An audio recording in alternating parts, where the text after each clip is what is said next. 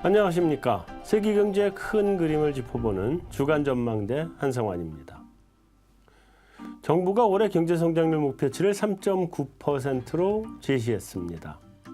근 4년 만에 세계경제 성장률을 뛰어넘는 그런 성장률 전망치인데요.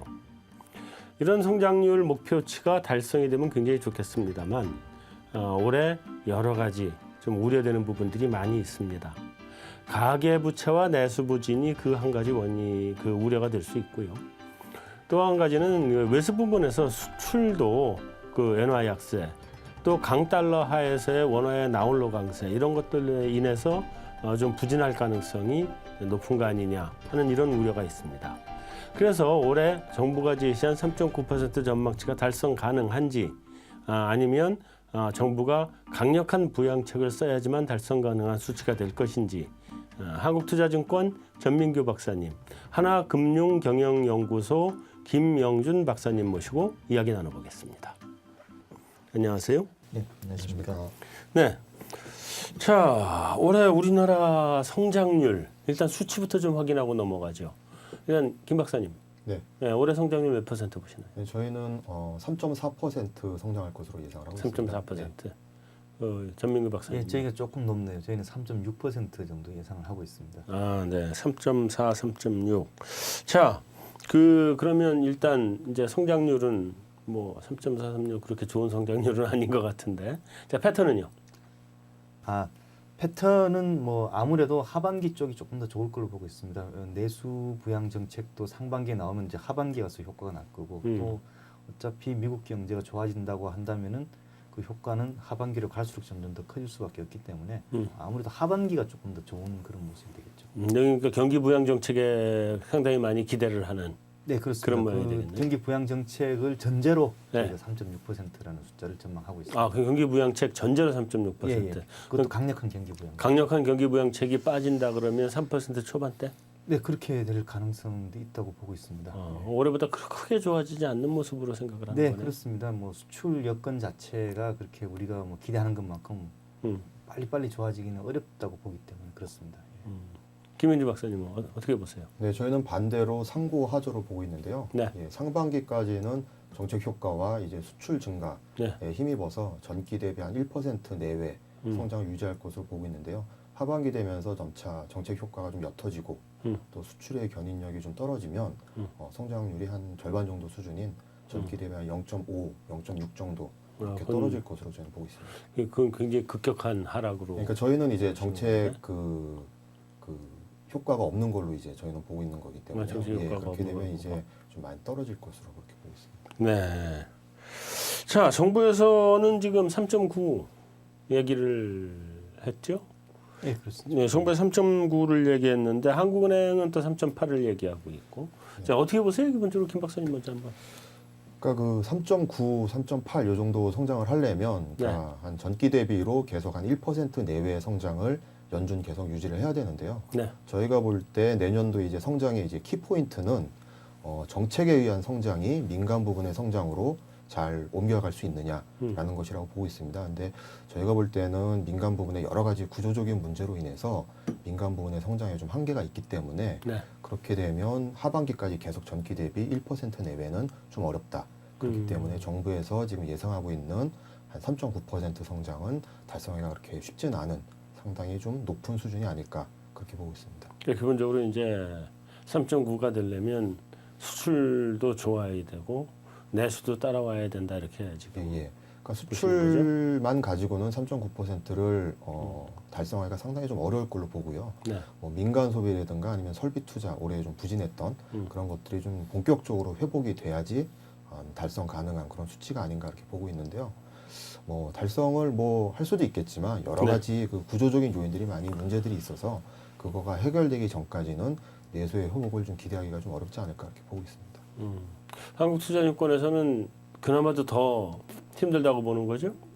예, 그렇습니다. 저희가 뭐 3.9%는 좀 다소 낙관적이다고 이렇게 판단을 하고 있고요. 네. 저희가 그 정부의 그 경제 전망을 한번 쭉 자세히 한번 살펴보니까 기본적인 어떤 큰 전제 조건이 있는데 네. 첫째는 상반기 때는 재정 정책으로 한번 건너가겠다. 네. 하반기에 가면은 글로벌 경제가 살아나고 있으니까 수출이 도와줄 테니까 네. 그때부터는 좀 저절로 굴러가는 것 아니냐. 네. 이런 전제가 있고 네. 두 번째는 역시 선진국의 그 경기 회복은 우리의 수출 증가 요인이다라는 네. 그런 그 등식이 있는데요.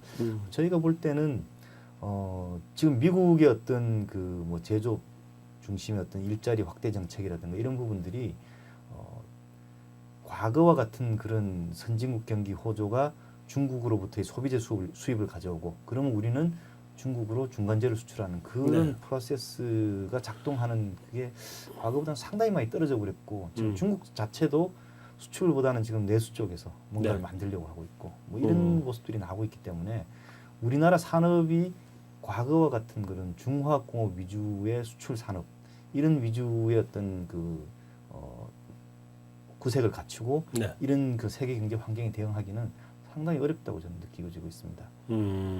자연스럽게 이제 이게 수출로 넘어가게 됐는데 자, 수출 몇 퍼센트 정도 보세요? 세계 경기가 지금 미국 경기를 중심해서 회복이 되기 시작하면 미국 경기가 좋고 유럽은 따라서 지금보다는 조금 좋아져서 플러스 쪽으로는 돌게 될 것 같고 일본도 경기가 아베노믹스가 저 정도면 잘 성공해서 가는 것 같고 이러면 세계 3대 경제권이 돌아서게 되는 모양인데 수출이 반짝하고 늘어날 가능성에 대해서는 그렇게 높게 안 보시는 모양이죠.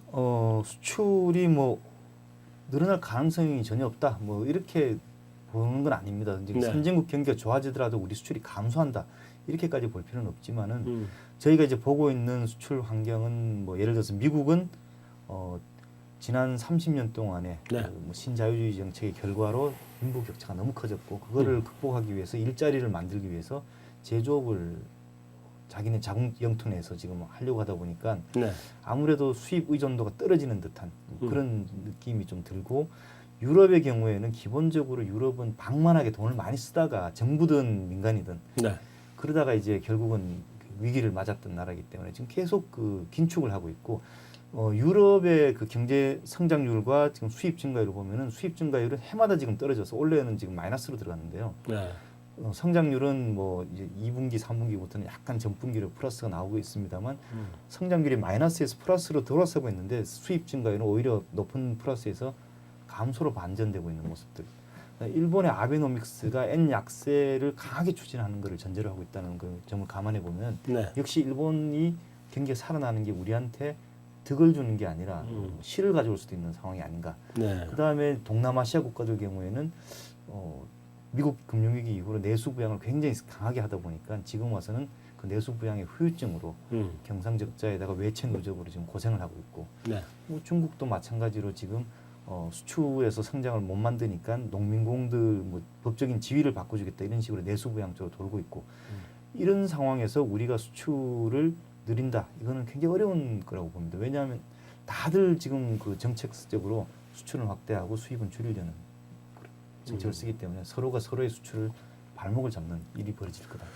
자, 일단 이상 그 한국투자증권의 전민규 박사의 굉장히 그 비관론이었고요.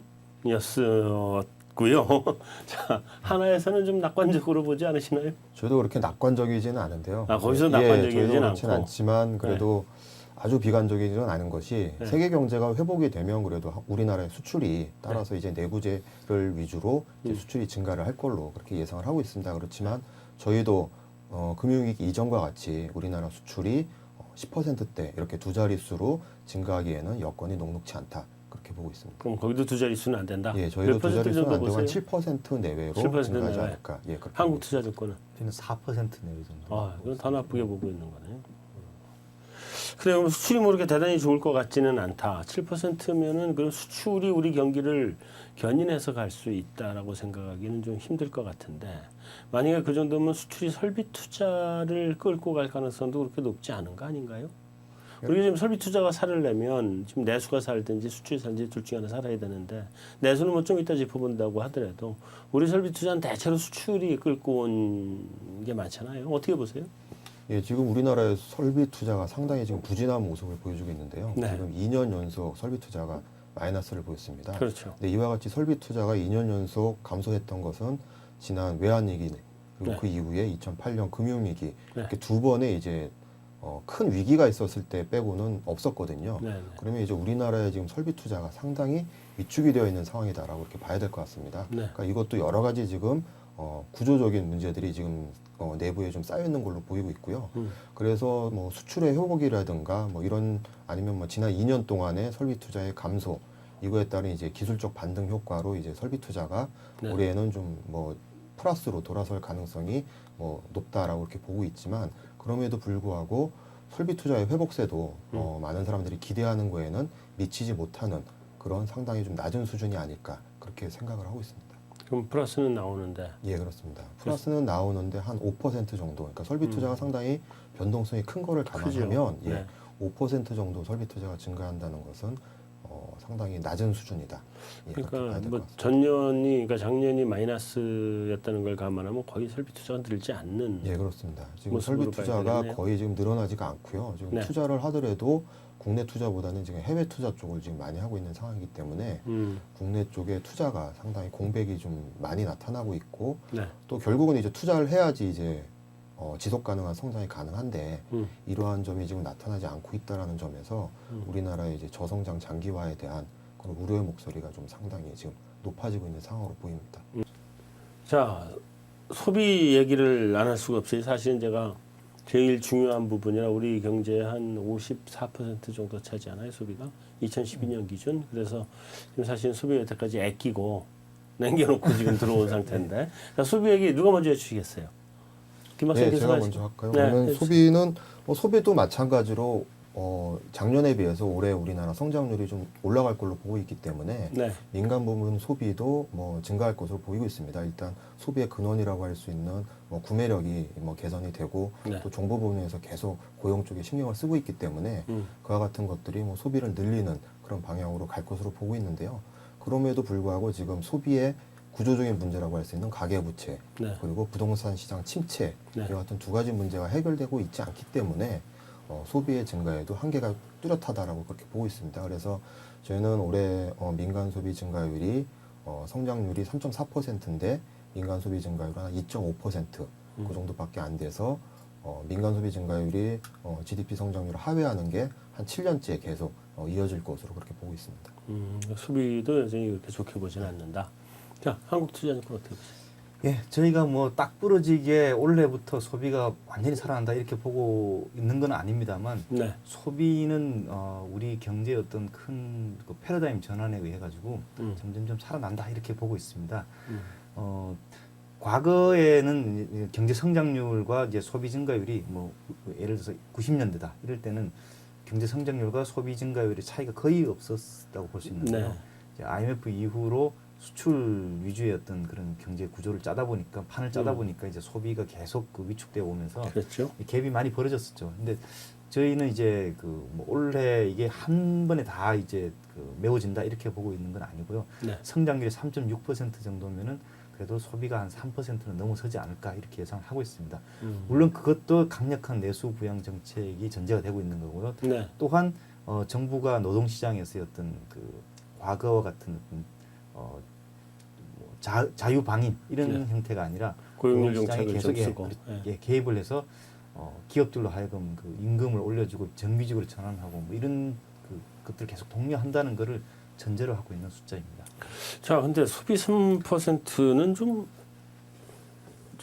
체감이 되지 않는데 지금 올해가 한 2.5% 정도 나왔나요? 좀 그 정도밖에 안 되죠 올해? 예, 예. 작년이 1%대 1%대 뭐 이게 2%대 아직 못 왔죠. 예. 그 제가 2.5%를 얘기한 게 우리가 지금 현대경제연구원에서 2.5%를 보고 있었는데 그 얘기 나온 것 같은데 작년에 2%가 채 안 됐단 말이에요. 근데 그것도 국민계정이 그 숫자고 통계청에서 나온 산업활동 동향 쪽에서 소비를 보는 거는 3분기까지 뭐 계속 소비 성향이 떨어지고 있단 예, 말이죠. 양쪽에 좀 격차가 막 벌어지고 있는데 도대체 어느 쪽 걸 믿어야 돼요? 좀 전혀 일반인들이나 시장에서 말하자면 장사를 하시는 분들, 자영업을 하시는 분들은 체감하지 못하는 소비 증가율이거든요. 지금 네, 3%대라 그러면. 통계청 숫자로는 이제 10월 정도부터 3분기까지는 이제 전분기 대비를 계속 감소를 하는 뭐 증가와 감소를 반복을 했던 것 네, 같은데요. 그래서 점점 예, 떨어졌죠. 10월부터는 소매 판매가 이제 전월비로 뭐 1.5% 그다음에 0.9% 이런 식으로 좀 조금 괜찮은 숫자들이 나오고 있는 플러스적으로. 것 같아요. 예, 예. 네. 그거는 뭐 제가 볼 때는 어떤 정책의 힘이다 이렇게 보고 있습니다. 그게 자연스러운 어떤 시장의 힘 때문에 소비가 늘어난다고 기대하기는 지금 굉장히 어려운 상황인 거고요. 네.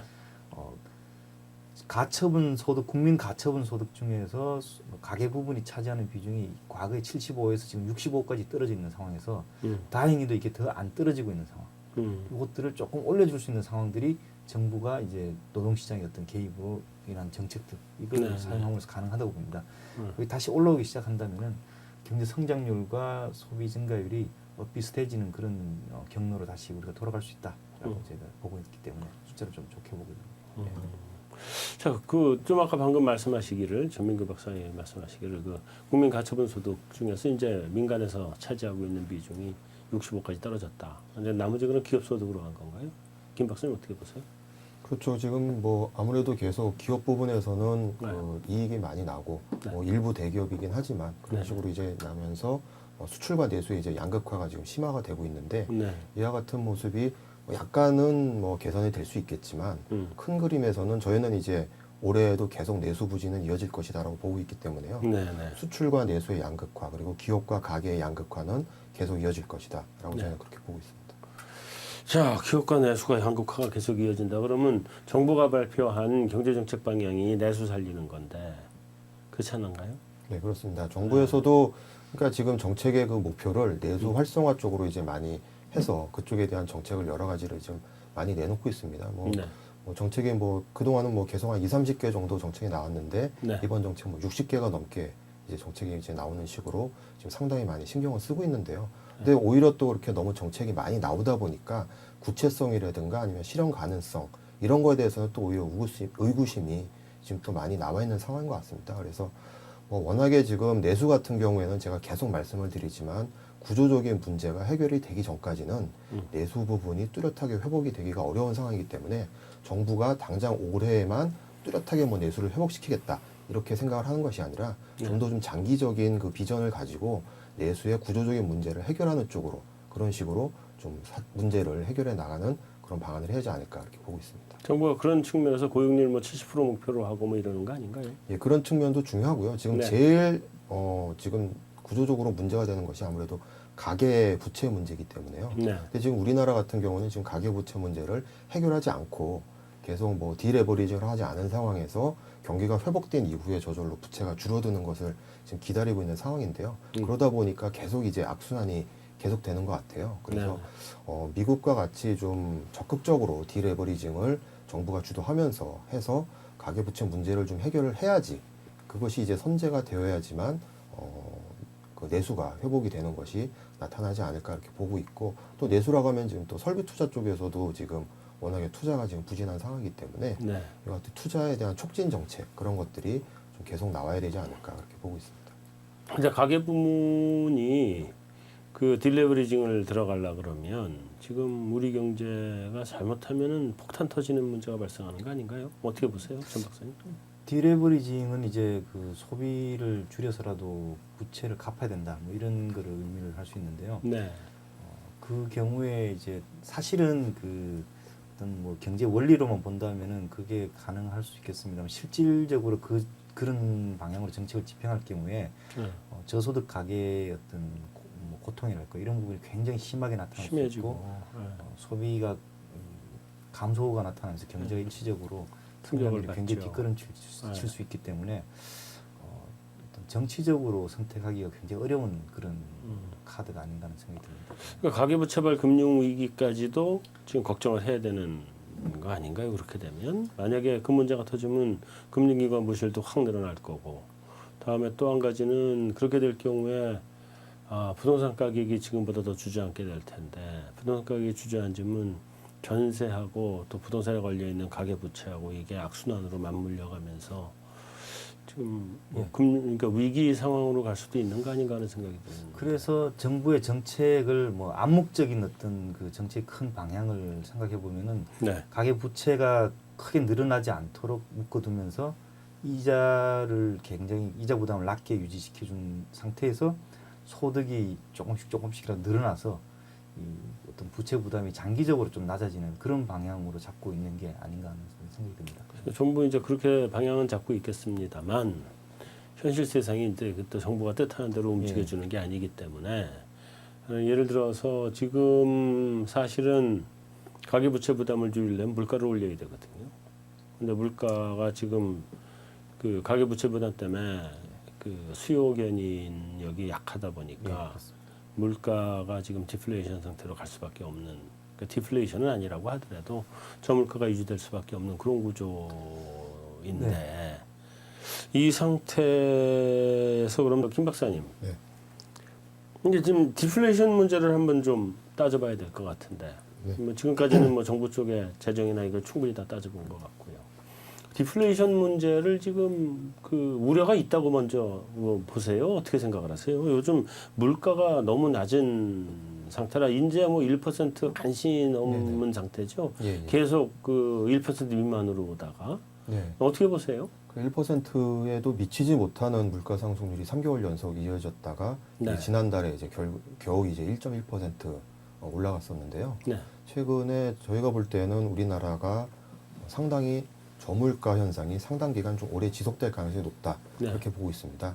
일단 워낙에 오랜 기간 지금 잠재 성장률을 하회하는 저성장이 지금 이어지고 있고요. 네. 그리고 인구의 빠른 고령화 등으로 인해서 수요 측면의 인플레 압력이 계속 지속적으로 지금 하락을 하고 있습니다. 네. 그리고 내수가 워낙에 계속 부진함에 따라서 네. 개인 서비스 요금도 오르지 못하고 있는 상황이 지금 계속되고 있고요. 네. 그리고 지금 뭐 원자재 가격이라든가 이런 것들도 달러와 강세로 인해서 네. 그렇게 올라가기가 지금 어려운 상황이기 때문에 중장기적으로 계속 우리나라에는 인플레 압력이 계속 완화가 되고 그래서 계속 물가가 떨어지는 그런 압력이 계속 이어지지 않을까 그렇게 생각이 됩니다. 그래서 일본식으로 이제 물가가 마이너스로 떨어지는 네. 그런 디플레이션의 가능성은 당장은 높지 않은데요. 네. 그럼에도 불구하고 사실은 어떻게 보면 한국은행에서 목표하고 있는 물가 안정 목표를 하회하고 있는 물가 수준은 그것도 어떻게 보면 일종의 좀 워낙 너무 낮은 물가 수준이라고 그렇게 네. 볼 수가 있거든요. 근데 그와 같은 현상이 지금 거의 한 1년 반 이상 지금 지속되고 있다라는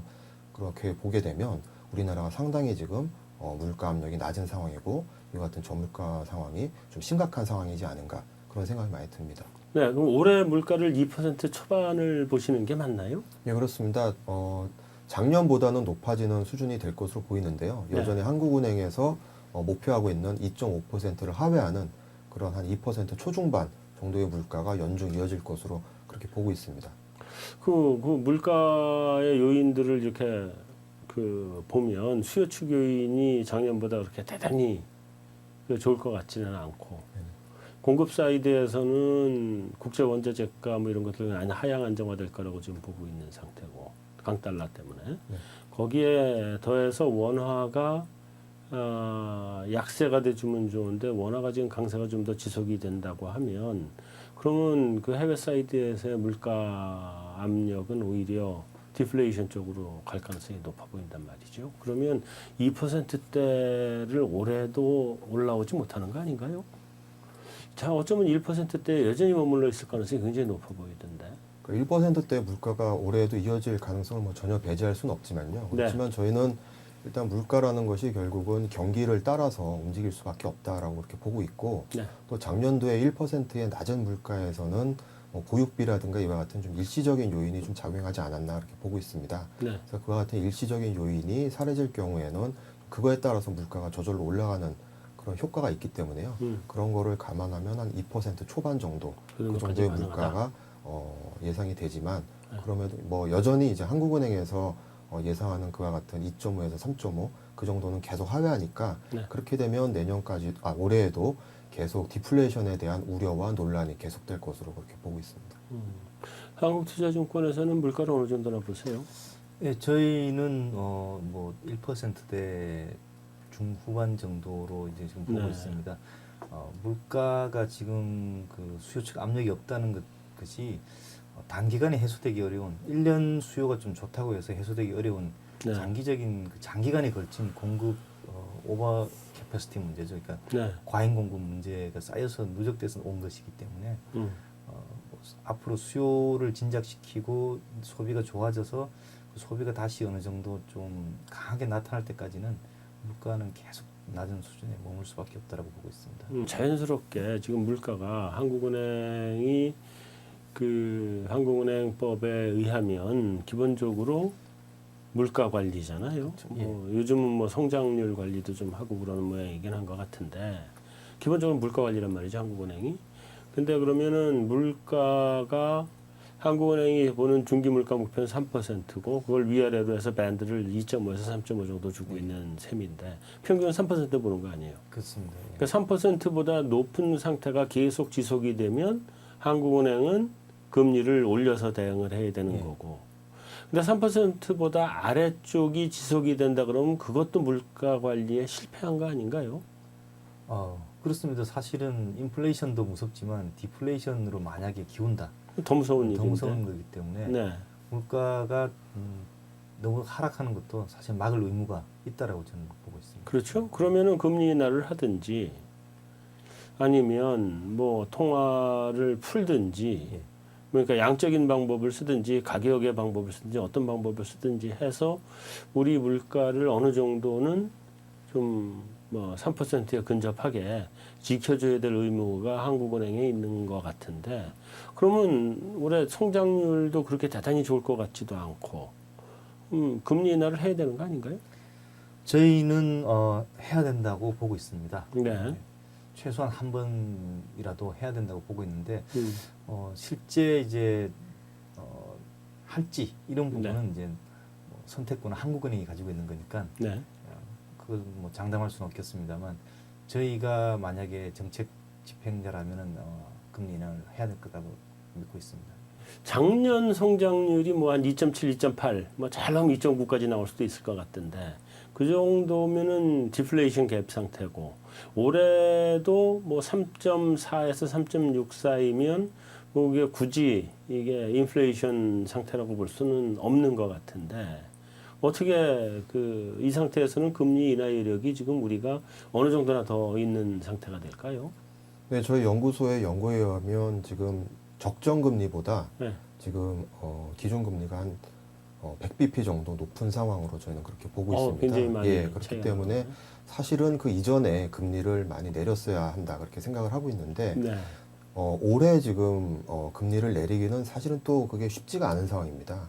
그러니까 일단 경기 측면에서 볼 때 우리나라 경기가 사실은 민간 부분에서는 체감을 하지 못하고 있지만 네. 작년 2분기부터 계속 전기 대비 1%를 넘는 상당히 양호한 성장률을 지금 보여주고 있는 상황이거든요. 네. 그렇기 때문에 이와 같은 양호한 성장률이 올해에도 이제 계속 이어진다라고 보면 그와 같은 상황에서 지금 금리를 내리기는 좀 쉽지 않고 또 한 가지는 지금 미국에서 지금 출구 전략을 실시하면서 네. 중장기적으로 지금 유동성을 흡수해 나가려고 하고 있는데 네. 이와 같은 상황에서 우리나라가 과연 지금 금리를 인하할 수 있느냐라고 하면 사실 한국은행에서 그거에 대한 어려움은 상당히 좀 있을 것으로 저희도 그렇게 보고 있습니다. 근데 그게 그 지표 그러니까 지표로 나타나는 그 수치 그런 거에 속아서 그 금리 인하를 적게 들어가지 못해가지고 장기 디플레이션 들어간 게 일본의 사례가 그거 아니었나요? 맞습니다. 예, 그러니까 그렇게 보면 우리나라도 지금 적정 금리에 비해서 지금 기준 금리가 상당히 높기 때문에 네. 어떻게 보면 최근에 그 저성장에 네. 한국은행의 그 금리 정책도 어느 정도 좀 책임이 있지 않은가 저희는 그렇게 보고 있습니다. 그런데 네.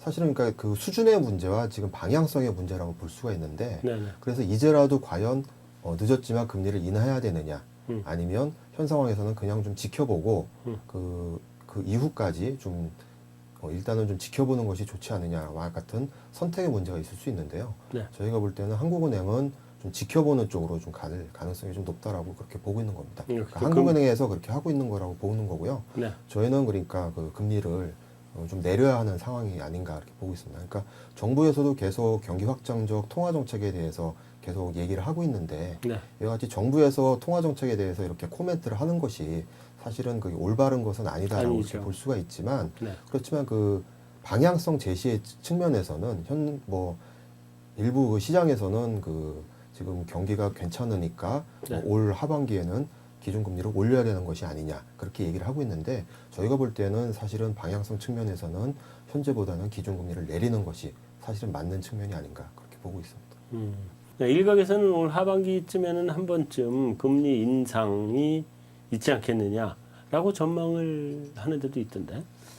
그 경우는 이제 전제 조건이 하반기로 갈수록 경제 성장이 조금 가속화되고 물가 상승 압력도 다시 생긴다. 이거를 네. 전제로 하고 있습니다만 뭐 우리가 계속 이야기했다시피 그런 부분들은 정부의 어떤 정책이라든가 해외 쪽의 어떤 뭐 미국 경기 회복 이런 부분들이 가져올 효과 이런 부분들에 대한 지나친 낙관의 결과가 아닌가라고 판단을 하고 있고요. 네. 저희 생각에는 저희 생각처럼 내리지는 못한다 하더라도 올리기는 굉장히 힘들 것이라고 보고 있습니다.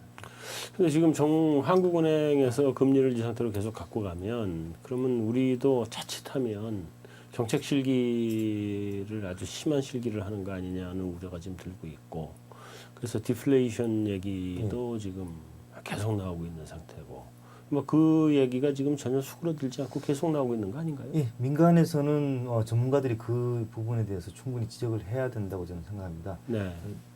조금 전에 한 박사님 말씀하셨다시피 90년대 초에 일본도 계속 경제 지표가 뒷걸음질 치다가 네. 잠시 몇 달 정도 좋아지는 걸 보고 경제가 정상화되고 있다고 오판을 하는 바람에 그러니까. 그 정책을 쓰지 못하다가 결국은 그 10년 불황을 겪게 됐던 그런 사례가 있는데요. 네. 우리도 그렇게 빠지지 말란 법이 없기 때문에 단기적으로 한두 분기가 좋아졌다 이걸 보고 판단할 게 아니라 네. 큰 흐름상에서 경제가 어디로 흘러가고 있는지를 판단해서 정책을 써야 된다고 봅니다.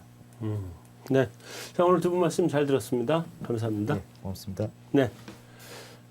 최근 우리 경제 상황이 과거 90년대 일본하고 좀 유사한 거 아니냐는 이야기가 있습니다. 경제가 말하자면 디플레이션의 상황으로 빠질 수도 있다 이렇게 보고 있는 것인데요.